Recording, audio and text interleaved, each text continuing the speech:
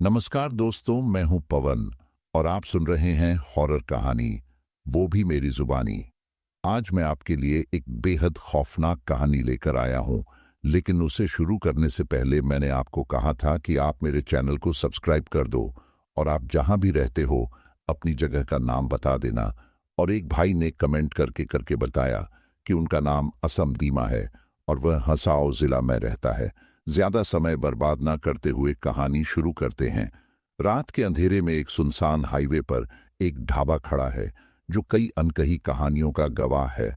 ये वह जगह है जहां दोस्तों की एक टोली एक साधारण सफर पर निकली थी, लेकिन उन्हें नहीं पता था कि यह सफर उन्हें एक खौफनाक रहस्य के करीब ले जाएगा। एक रात जब चांद अपनी रोशनी बिखेर रहा था, अचानक उन्हें एक अनजान छाया का सामना करना पड़ा।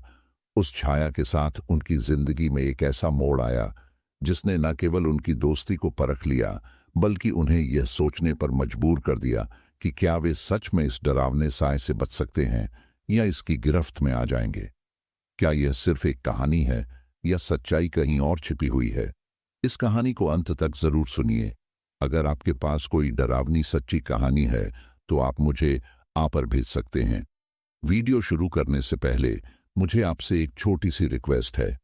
अगर आप मेरे चैनल पर नए हैं तो कृपया मेरे चैनल को सब्सक्राइब करें और वीडियो को लाइक भी करें।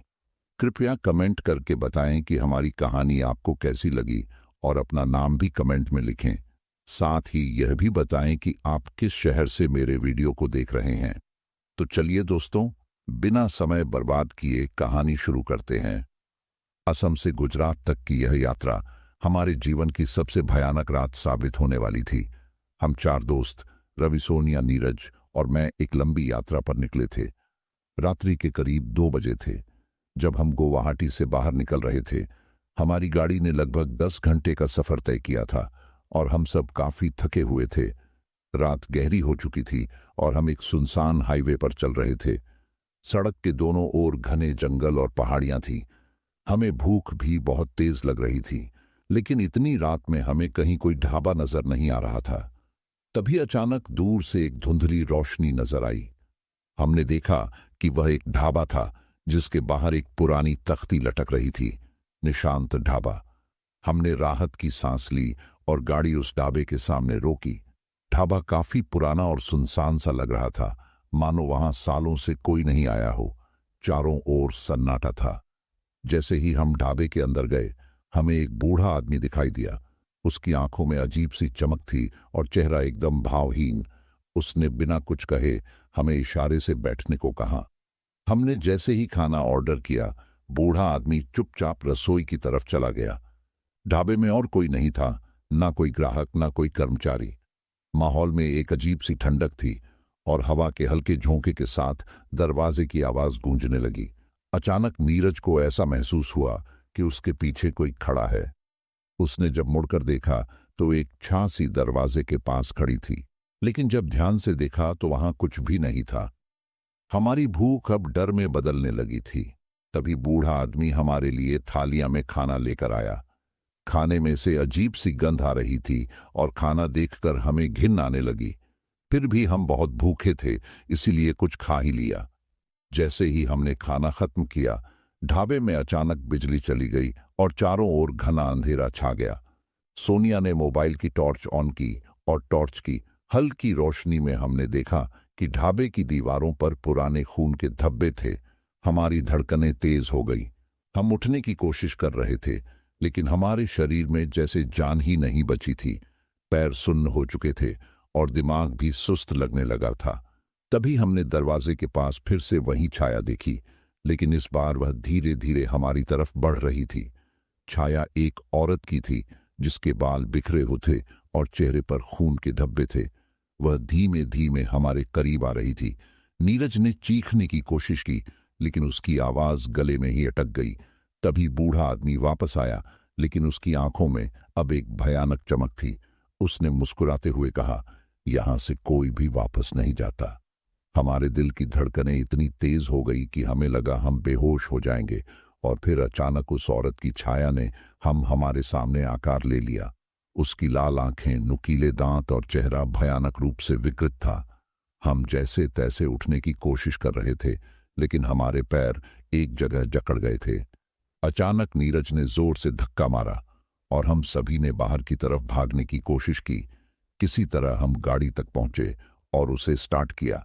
जैसे ही गाड़ी स्टार्ट हुई, हमें अपने पीछे जोर जोर से हंसने की आवाज सुनाई दी। हमने बिना मुड़े गाड़ी दौड़ाई और ढाबे से दूर निकल आए। उस रात के बाद हम सभी ने कसम खाई कि फिर कभी इस सुनसान रास्ते पर नहीं आएंगे। हमने बाद में सुना कि वह ढाबा एक श्रापित जगह थी, जहां सालों पहले कई लोग गायब हो चुके थे। जैसे ही हम ढाबे से दूर निकल आए, हमारी सांसें कुछ कुछ सामान्य होने लगी, लेकिन डर का एहसास अभी भी हम सब पर हावी था। गाड़ी की स्पीड इतनी तेज थी कि सड़क के मोड़ भी हमें दिखाई नहीं दे रहे थे, मगर हमें किसी भी हालत में उस भयानक जगह से दूर भागना था। सोनिया के हाथ अब भी कांप रहे थे। वह लगातार पीछे मुड़कर देख रही थी, मानो वह छाया अब भी हमारा पीछा कर रही हो। नीरज, जो हमेशा मजाकिया अंदाज में होता था, अब एकदम चुप हो चुका था। उसकी आंखों में खौफ साफ दिखाई दे रहा था। रवि लगातार गाड़ी की स्पीड बढ़ा रहा था, लेकिन उसकी आंखों में भी डर की झलक थी। हम लगभग आधे घंटे तक बिना रुके गाड़ी चलाते रहे। हमें कोई और रास्ता नजर नहीं आ रहा था, बस वही सुनसान हाईवे था। जब हमें यकीन हो गया कि हम अब उस ढाबे से काफी दूर आ चुके हैं, तब रवि ने गाड़ी की स्पीड थोड़ी कम की और हम सब ने चैन की सांस ली। लेकिन तभी गाड़ी के पिछले शीशे पर एक हाथ की छाप दिखाई दी। वह छाप ताजगी से भरी थी, मानो किसी ने अभी अभी वहां हाथ रखा हो। सोनिया ने चिल्लाकर रवि से कहा, गाड़ी तेज करो, लेकिन रवि ने का नियंत्रण खो दिया और गाड़ी अचानक से हिचकोले खाते हुए रुक गई। हम सभी का दिल धड़कने लगा। नीरज ने कहा, यह क्या हो रहा है? गाड़ी क्यों रुक गई? रवि ने गाड़ी को बार बार स्टार्ट करने की कोशिश की, लेकिन गाड़ी जैसे मानो किसी अनजान ताकत से जकड़ी हुई थी। गाड़ी के चारों ओर अचानक धुंध गिरने लगी और तभी हम सभी को बाहर से किसी के कदमों की आवाज सुनाई दी। धीरे धीरे आवाज पास आती जा रही थी, मानो कोई हमारे बिल्कुल करीब आ चुका हो। हमने खिड़की से बाहर देखा तो हमें वही भयानक छाया दिखी जो ढाबे पर हमने देखी थी। उसकी आंखों से खून टपक रहा था और चेहरे पर एक शैतानी मुस्कान थी। इस बार वह और भी ज्यादा विकृत लग रही थी। उसका चेहरा हमारी खिड़कियों के पास आकर ठहर गया और उसकी लाल आंखें हमारे भीतर तक झांक रही थीं। हम सब अब तक हिल भी नहीं पा रहे थे। तभी उस औरत ने गाड़ी के दरवाजे को जोर से खटखटाया। उसकी लंबी नाखूनों से खिड़की पर जोर से खरोंच पड़ने लगी, जैसे वह दरवाजा तोड़ने की कोशिश कर रही हो। हमारा दिल धड़कना बंद कर चुका था। यह तो मानो मौत का ही पैगाम था। अचानक सोनिया ने साहस जुटा हुए अपनी सीट से एक धातु की छड़ी उठाई और जोर से उस पर वार किया। छाया एक भयानक चीख के साथ पीछे हट गई और उसी वक्त जैसे किसी चमत्कार से गाड़ी फिर से स्टार्ट हो गई। रवि ने बिना एक पल गंवाए गाड़ी को पूरी ताकत से आगे बढ़ा दिया। हमने उस रात किसी तरह खुद को बचा लिया, लेकिन वह चीख हमारे कानों में आज भी गूंजती है। अगले दिन हम सभी ने फैसला किया कि हम इस घटना के बारे में किसी से भी बात नहीं करेंगे, क्योंकि कोई हमारी बातों पर यकीन नहीं करता। लेकिन उस भयानक यात्रा ने हमें यह यकीन दिला दिया था कि इस दुनिया में कुछ ऐसी शक्तियां भी हैं जिन्हें समझ पाना हमारे बस की बात नहीं है। हमारे सामने से गुजरते ट्रक की लाइट्स ने एक पल के लिए फिर से अंधेरा छुपा दिया, लेकिन हमारी आंखों में उस रात का डर हमेशा के लिए दर्ज हो चुका था। उस भयानक रात के बाद हम असम से गुजरात की यात्रा तो पूरी कर पाए, लेकिन हमारे दिलों में डर और सन्नाटा अब हमेशा के लिए घर कर चुका था।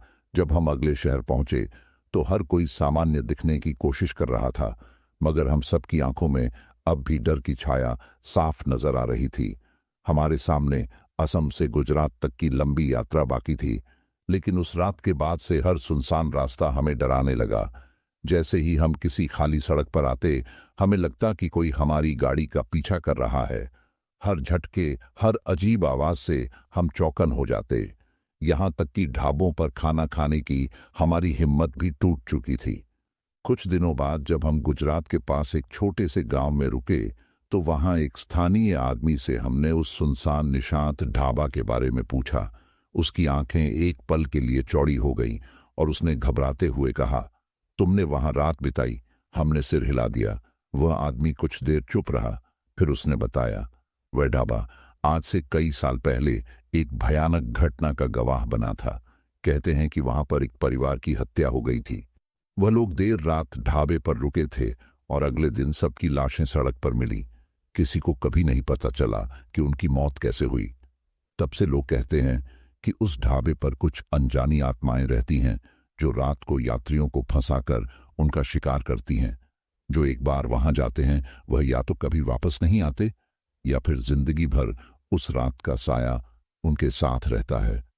उस आदमी की बातें सुनकर हमारी रूह कांप गई।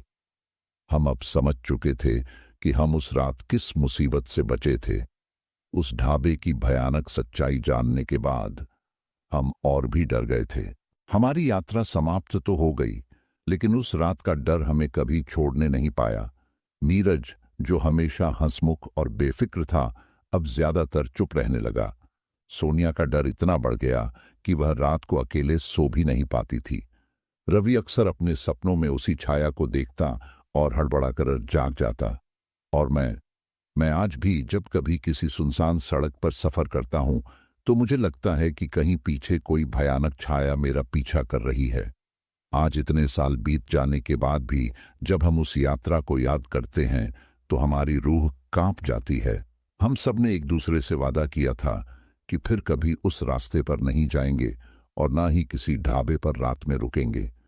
कहते हैं कि कुछ कहानियां हमेशा अनकही रह जाती हैं, क्योंकि उनका सच इतना भयावह होता है कि उसे जानना या सुनना किसी के बस की बात नहीं होती। और हमारी असम से गुजरात तक की यात्रा भी ऐसी ही एक कहानी थी जो शायद हमें जीवन भर डराती रहेगी। लेकिन जब भी कोई उस रास्ते से गुजरने का सोचता है, हम उन्हें सिर्फ एक सलाह देते हैं, अगर आप किसी सुनसान ढाबे पर रुकने का इरादा रखते हैं तो 2 बार सोचें, क्योंकि हो सकता है कि वहां सिर्फ खाना ना हो बल्कि मौत भी आपकी राह देख रही हो। उस डरावनी यात्रा के बाद जीवन में काफी कुछ बदल गया। हम भले ही अपनी रोजमर्रा की जिंदगी में वापस लौट आए थे, लेकिन वह भयानक राजत जैसे हमारी यादों में गहरी धंस चुकी थी। नीरज, जो कभी हर सफर का मजा लेता था, अब यात्राओं से दूरी बनाने लगा था। सोनिया की हिम्मत भी कमजोर पड़ गई थी। वह अक्सर कहती, मुझे ऐसा लगता है कि कोई अब भी हमारा पीछा कर रहा है। एक दिन लगभग 1 साल बाद नीरज के घर एक पत्र आया। यह पत्र किसी अनजान व्यक्ति ने भेजा था, जिसमें उस रात की घटना का जिक्र किया गया था। पत्र में लिखा था, तुम उस रात मौत के पंजों से बच गए थे, लेकिन वह ढाबा अभी भी भूखा है। जो एक बार वहां से जीवित बच निकलता है, उसे वापस आना पड़ता है। यह पढ़ते ही हमारे रोंगटे खड़े हो गए। हमने इस पत्र को एक बुरा सपना मानकर नजरअंदाज करने की कोशिश की, लेकिन घटनाएं फिर से शुरू हो गईं। रवि के साथ अजीब अजीब घटनाएं होने लगी। एक रात जब वह अपने घर लौट रहा था, उसे अचानक से सड़क पर वही छाया दिखी जो उस रात ढाबे पर दिखी थी। छाया उसके सामने सड़क पर खड़ी हो गई और रवि का शरीर जैसे जकड़ गया हो। वह गाड़ी से उतर भी नहीं पाया और उसकी आंखों के सामने वह छाया धीरे धीरे उसकी तरफ बढ़ने लगी। रवि ने किसी तरह गाड़ी को पीछे मोड़ा और वहां से भाग निकला, लेकिन उसकी हालत बहुत खराब हो गई थी। सोनिया अब लगभग हर रात डरावने सपने देखने लगी थी। सपने में वही बूढ़ा आदमी उसे देख रहा होता और कहता, तुम्हें वापस आना होगा। हम सब अब पूरी तरह से उस घटना से घिर चुके थे। हमारे जीवन में उस रात की छाया एक बार फिर लौट आई थी। अंततः हमने फैसला किया कि हमें एक बार फिर उस सुनसान ढाबे पर जाना होगा। शायद यही एक रास्ता था इन घटनाओं से छुटकारा पाने का। हम सब ने हिम्मत जुटाई और उस भयानक रास्ते पर वापस जाने का निर्णय लिया। रात का समय था, वही सुनसान सड़क, वही ठंडी हवा और वही भयानक अंधेरा। हम चारों ने जैसे ही उस ढाबे के पास पहुंचा, वहां का दृश्य वैसा ही था जैसा हमने पिछली बार देखा था। वही पुरानी तख्ती, वही सन्नाटा, लेकिन इस बार वहां कुछ और था। जैसे ही हम ढाबे के अंदर गए, वह बूढ़ा आदमी फिर से हमारे सामने खड़ा था। उसकी आंखों में वही अजीब सी चमक थी और चेहरे पर वह शैतानी मुस्कान। उसने कहा, तुम्हें वापस आना ही था। हम अब समझ चुके थे कि इस जगह की आत्माएं हमें छोड़ने वाली नहीं थी। हमें पता था कि हमारी यात्रा यही समाप्त हो सकती है, और फिर अचानक वही भयानक छाया ढाबे के अंधेरे कोनों से निकलकर हमारे सामने आ गई। उसका चेहरा और भी विकृत हो चुका था। उसकी आंखों में खून टपक रहा था और उसने अपनी भयानक हंसी से ढाबे के सन्नाटे को चीर दिया। हम सबके दिल थम चुके थे। ये शायद हमारी आखिरी रात थी। रब ने कहा, हमें इसे खत्म करना होगा। उसने पास रखी एक मशाल उठाई और उसे छाया की तरफ फेंका। आग की रोशनी में छाया ने एक जोरदार चीख मारी और पूरा ढाबा हिलने लगा। छाया गायब हो गई और बूढ़ा आदमी भी एक धुएं के गुब्बार में बदल गया। हमने तेजी से वहां से भागने की कोशिश की। गाड़ी में बैठकर हम हाईवे पर निकल गए, लेकिन हमारे दिलों में अब भी यह सवाल बाकी था, क्या हमने सच में उस डर से छुटकारा पा लिया था, या वह कहीं और से हमें देख रही थी? हम आज भी उस रात के बारे में सोचते हैं, लेकिन एक बात तय है, उस ढाबे की छाया हमेशा हमारे साथ रहेगी। चाहे हम कहीं भी चले जाएं, कुछ कहानियां कभी खत्म नहीं होती, और हमारी कहानी भी शायद उन्हीं में से एक है। हमारी जान तो बच गई थी, लेकिन डर का साया हमेशा के लिए हमारे जीवन का हिस्सा बन चुका था। हम चारों दोस्त अलग अलग दिशाओं में चले गए, लेकिन उस रात की घटनाओं ने हमें हमेशा के लिए बांध दिया था। समय बीतता गया, पर हमारे जीवन में सामान्यता कभी पूरी तरह लौट नहीं पाई। नीरज ने अपनी नौकरी छोड़ दी और एकांतवास में चला गया। वह अब किसी से ज्यादा बात नहीं करता था। हर रात उसे वही बुरे सपने आते जिसमें वह ढाबे पर उस छाया का सामना करता। उसकी मानसिक हालत धीरे धीरे बिगड़ने लगी और कुछ समय बाद उसने खुद को दुनिया से अलग कर लिया। सोनिया भी पूरी तरह बदल गई थी। उसने एक मनोवैज्ञानिक की मदद लेनी शुरू की, लेकिन उसका डर इस हद तक बढ़ चुका था कि वह अंधेरे में जाने से कतरा लगी थी। उसकी नींदें उड़ चुकी थीं और वह दिन बदन कमजोर होती जा रही थी। उसने आखिरकार शहर छोड़ दिया और किसी अनजान जगह पर चली गई जहां कोई उसे पहचान नहीं सके। रवि, जो हमेशा हमारा लीडर होता था, ने सबसे ज्यादा कोशिश की कि वह इस डर से उभर सके। उसने अपने दिमाग से यह साबित करने की कोशिश की कि जो हुआ वह सिर्फ हमारी कल्पना का खेल था, मगर उसके अंदर की बेचैनी उसे चैन नहीं लेने देती थी। गाड़ी चलाते वक्त, खासकर रात में, उसे हर पर लगता कि वह छाया उसका पीछा कर रही है। उसने कई बार अपनी गाड़ी को तेज भगाकर भागने की कोशिश की, लेकिन उसकी यह दौड़ कभी खत्म नहीं होती। और मैं तो सिर्फ एक मूक दर्शक बन गया था, जो इस घटना से खुद को बचाने की कोशिश कर रहा था। हर रोज अपने मन को समझाता कि यह सब सिर्फ एक भ्रम था, लेकिन रात होते ही वही डर, वही सन्नाटा मेरे दिल में बस जाता। एक दिन कई साल बाद मुझे अचानक एक अनजान फोन कॉल आया। वह नीरज का था। उसकी आवाज में एक अजीब सी घबराहट थी। उसने कहा, तुम्हें एक बार फिर उस जगह पर जाना होगा। मैं वहां जा रहा हूं और मुझे यकीन है कि अब हमें जवाब मिल जाएगा। मैंने उसे बहुत समझाने की कोशिश की, लेकिन वह अडिग था। वह अब उस डर से भागते भागते थक चुका था। उसने फैसला कर लिया था कि वह एक बार फिर उस डब्बे पर जाएगा, चाहे जो भी हो। रवि और सोनिया से संपर्क करना असंभव था। सोनिया का कोई अता पता नहीं था और रवि भी अब शहर छोड़कर कहीं और चला गया था। नीरज की बातों ने मुझे अंदर तक हिला दिया। क्या सच में वह ढाबा अब भी हमें पुकार रहा था? आखिरकार मैंने फैसला किया कि मैं नीरज को अकेला नहीं जाने दूंगा। कुछ न कुछ हमें जवाब तो मिलना ही था। उस रात में एक बार फिर उसी सुनसान हाईवे पर नीरज के साथ था। ढाबा अब भी वहां था, वैसा ही सुनसान, वैसा ही खौफनाक। जैसे ही हम ढाबे के पास पहुंचे, हमारे कदम थम गए। हवा में वही ठंडक थी और चारों ओर वही अजीब सा सन्नाटा। इस बार नीरज पूरी तैयारी के साथ आया था। उसने एक माचिस निकाली और ढाबे को जलाने की ठानी। हमने जैसे ही आग लगाई, ढाबे से अचानक एक जोरदार चीख गूंज उठी। यह वही चीख थी जो हमें उस रात सुनाई दी थी। आग की लपटें तेजी से उठी और ढाबे को अपनी चपेट में ले लिया। लेकिन जैसे ही आग बुझने लगी, हमें वह छाया फिर से दिखी। इस बार वह और भी विशाल और भयानक थी। उसकी लाल आंखें और नुकीले दांत हमें घूर रहे थे। नीरज ने अपनी सारी ताकत जुटाकर उस छाया का सामना किया, लेकिन जैसे ही वह उसके पास पहुंचा, वह छाया अचानक से गायब हो गई। ढाबा राख में बदल चुका था, लेकिन वह डरावनी चीख अब भी हमारे कानों में गूंज रही थी। नीरज थककर जमीन पर बैठ गया। उसने मुझे देखा और कहा, शायद यह कभी खत्म नहीं होगा। उसके शब्द मेरे दिल में गहरे उतर गए। हमने ढाबे को तो खत्म कर दिया था, लेकिन वह डर अब भी हमारे भीतर जिंदा था। उस रात के बाद मैंने नीरज से कभी संपर्क नहीं किया। वह कहीं गायब हो गया, जैसे कि वह इस दुनिया से ही लुप्त हो गया हो। रवि और सोनिया का भी कोई पता नहीं चला। और मैं अब भी कभी कभी रात के अंधेरे में उस ढाबे की ओर देखता हूं, जहां अब सिर्फ राख का ढेर बाकी है। लेकिन कभी कभी रात के सन्नाटे में मुझे लगता है कि कहीं से कोई हमारी तरफ देख रहा है, हमारी हर हरकत पर नजर रख रहा है। शायद वह छाया अब भी वहीं है, इंतजार कर रही है कि कोई और यात्री उसके जाल में फंसे, क्योंकि कुछ डर कभी खत्म नहीं होते।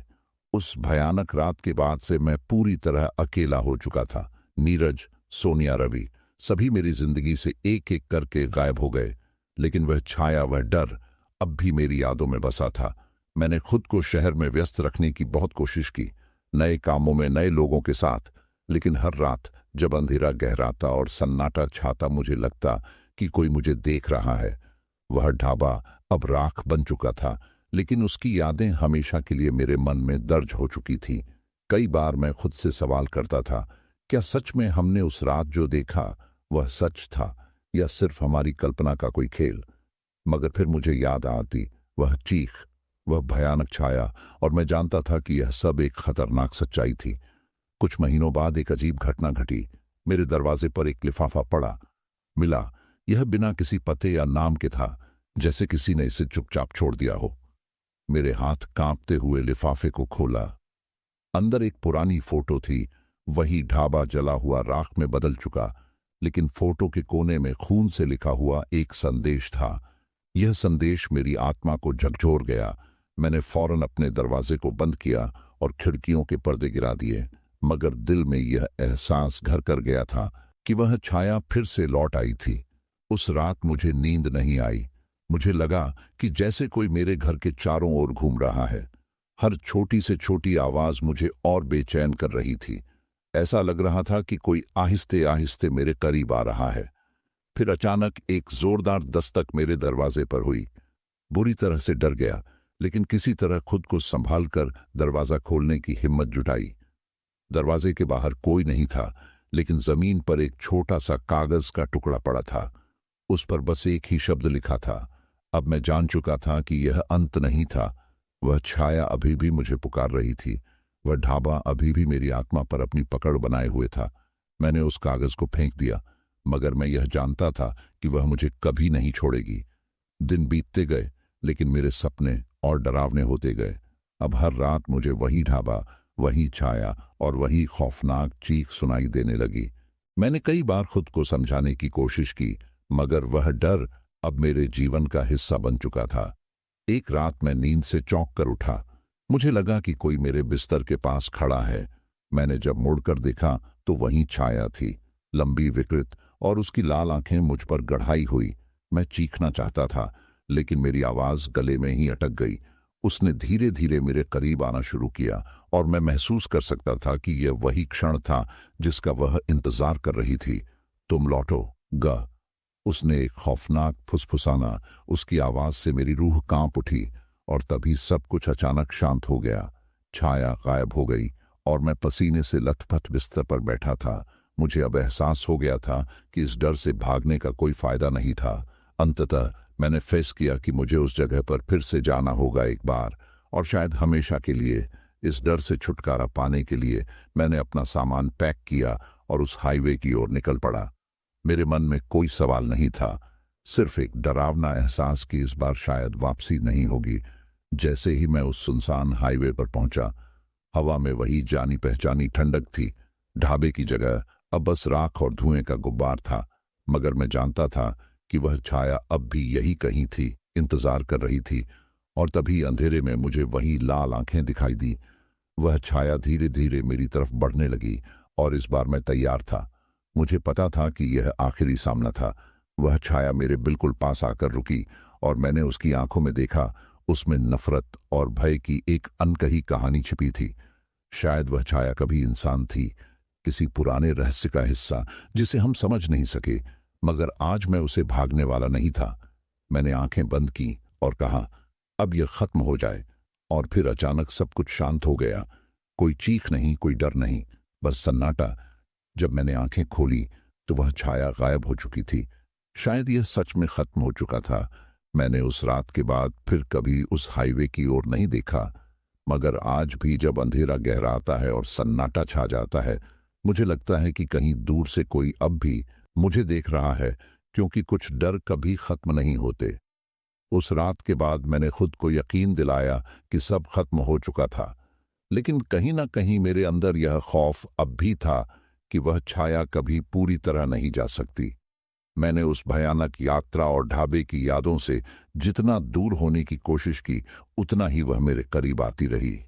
कई महीने बीत गए और मेरी जिंदगी फिर से सामान्य हो गई थी, या शायद मुझे लगने लगा था कि मैंने उस डर पर काबू पा लिया है। मगर एक अजीब बात हुई। एक रात जब मैं अपने घर की बालकनी में बैठा था, मुझे एक फोन कॉल आया। फोन उठाने पर दूसरी ओर कोई आवाज नहीं थी। कुछ देर के सन्नाटे के बाद एक धीमी और डरावनी फुसफुसाना दी, तुम लौटो। गम मेरे दिल की धड़कन तेज हो गई। मैंने फोन तुरंत काट दिया, लेकिन मेरे अंदर का डर फिर से जाग गया। यह वही आवाज थी जो उस ढाबे पर सुनाई दी थी।